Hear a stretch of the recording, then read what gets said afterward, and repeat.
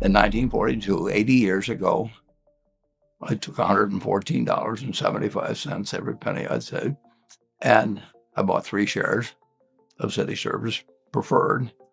And City Service was a pretty well-known name now and then.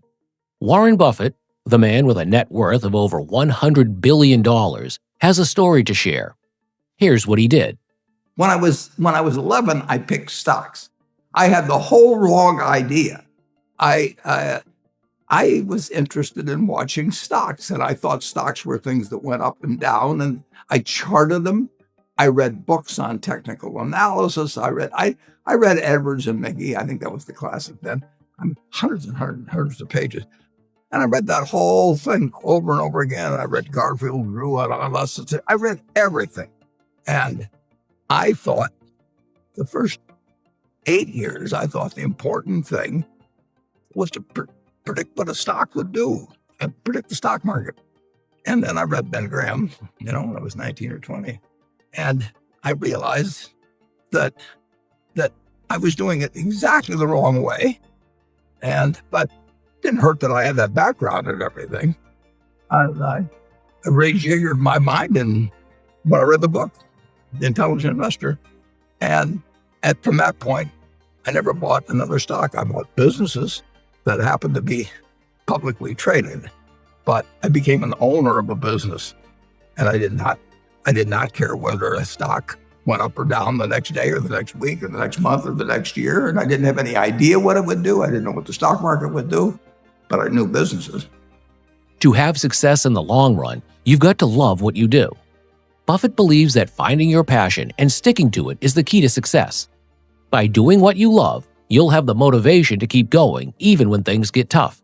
I'm a bright guy who's terribly interested in what he does. So I've spent a lifetime doing it. I've surrounded myself with people that bring out the best in me. And you don't need to be a genius in what I do. That's the good thing about it. If I went into physics or a whole lot of other subjects, I'd be an also-ran. But I am in a game that you don't need.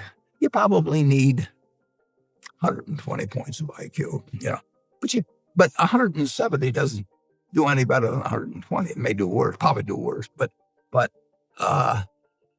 you don't really need brains. You need the right orientation. 90% of the people, I'm pulling the figure out of the air, but 90% of the people that buy stocks don't think of them the right way.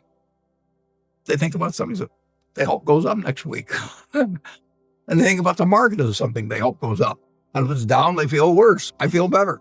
And I hope it goes down when I buy it because I'll buy more. I try to keep my competitive spirit in a game where I can win. I do know this. When I want to do something, I always want to do it. I put my whole net worth in City Service Preferred, March 11th, 1942. I have never had less than 80% of my money in American business. You can call them stocks, but I see them as American business. Buffett's success speaks for itself. By investing in strong, stable businesses over the long term, he became one of the richest people in the world. I've owned a piece of American business for at least 80% at all times. I don't want to own anything else. I want to own a home and things my family wants and all that. But owning 5 homes doesn't mean anything to me because I can be happy in one home, and there's a certain amount of things that go wrong with everything. And if I got 2 homes, I know I've got more problems and I don't have more happiness. I would have to honestly say that what makes me happiest is what I'm doing. I enjoy 2 things about it.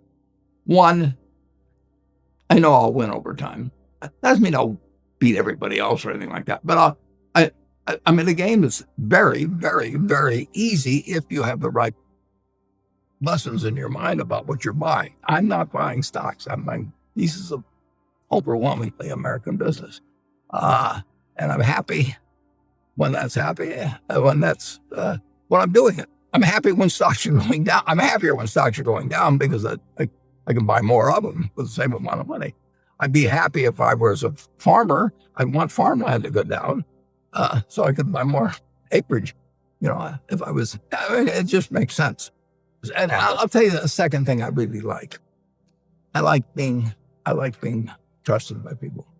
And, I would rather do what I do with partners than do it sitting in a room myself, even though I might make more money that way. I need to know that I think that Berkshire Hathaway is going to be worth more money someday down the road. Not tomorrow. I want it to go down if I'm buying something. And I would say this, the world has changed a lot since that report was written. But the world changed a lot in 2000, 2 years ago. Let's pretend there is no stock market. Let's say I had to buy these privately, like you buy a farm privately, like you buy an apartment house privately. They're investments. So you're looking to say, what can I do with money I've saved to put it away so I feel good about getting it back later under any circumstances, but not necessarily on a given moment. But if I have a farm, it's going to take me a while. But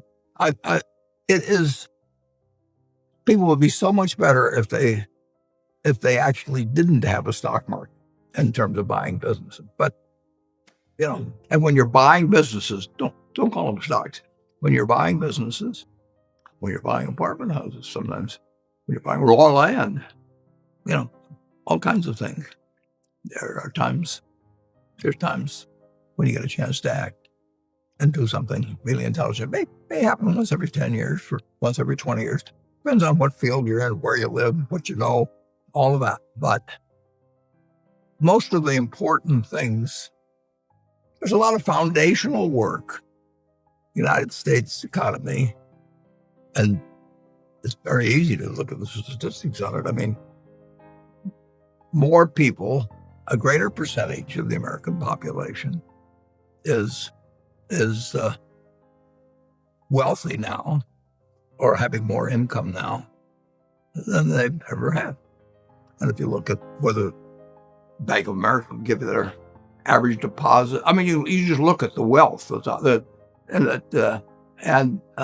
doesn't mean everybody's wealthy, but it does mean relative to any other period of time, people have more money now. They get mortgages at lower rates than they've ever gotten. So if they want to buy them, where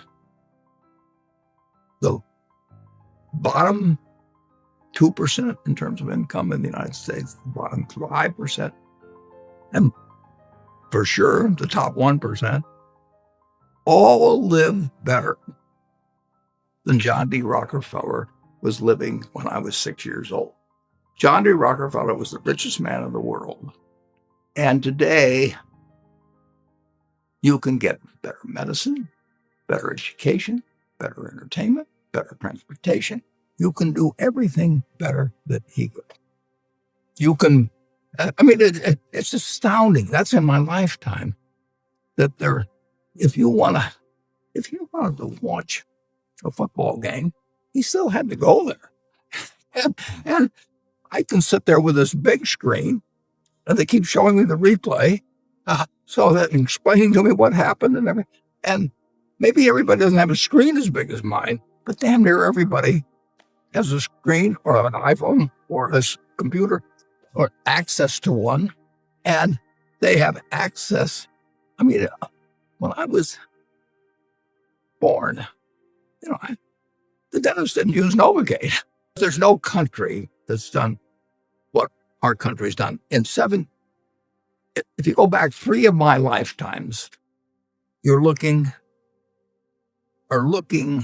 at less than 1% of the world's population, closer to half of 1%. Half of 1% of the people in the world are sitting in this land.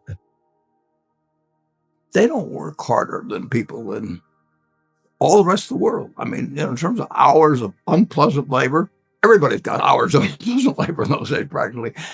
They don't come laden with gold, and, they are half of 1%. And they work the same hours. They got the same IQs. They may be a little self-selected in terms of enterprise, in terms of going across oceans and things.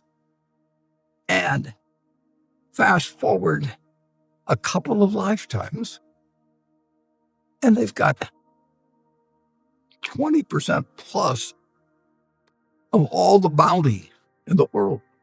I mean, that is something that has worked like nothing. Just imagine that. If you've gone to anybody, Constitutional Congress, in 1789, if you go to any one of the representatives there, and you said, I want to tell you what this place is going to look like, in 3 more of your lifetimes, your great-great-grandchildren, yeah, are going to be flying in the skies. They're going to be watching sports all over the world. They're going to be entertained. Their medicine. They'd have hauled you off to a lunatic society. When Thomas Edison did all the things he did, he made some money, but look what we benefit. I mean, we're using it. Yeah. It belongs to us, and it doesn't. If you take what an hour of labor delivered to you 100 years ago, and what an hour of labor delivers to you now for you and your family, it's unbelievable.